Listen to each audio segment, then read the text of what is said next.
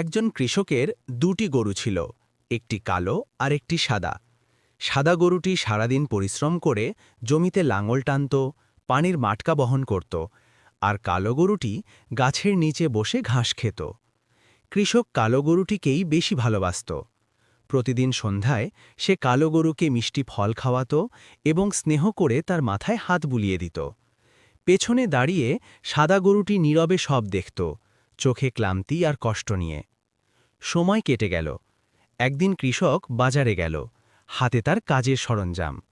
সুযোগ পেয়ে কালো গরুটি ঝোপড়ি থেকে শস্য চুরি করে পালিয়ে গেল। সন্ধ্যায় কৃষক ফিরে এসে দেখল ঝোপড়ি খালি। কিছু শস্য কালো গরু নিয়ে গেছে আর কিছু চারদিকে ছড়িয়ে আছে। হঠাৎ সাদা গরুটি ফিরে এলো।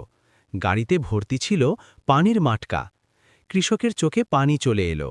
সে সাদা গরুর সামনে হাঁটু গেড়ে বসল এবং স্নেহভরে তার মুখে হাত বুলিয়ে দিল। পরদিন সকালে কৃষক ও সাদা গরু একসাথে মাঠে দাঁড়িয়েছিল, আর এখনও কেউ লাইক আর সাবস্ক্রাইব করেনি।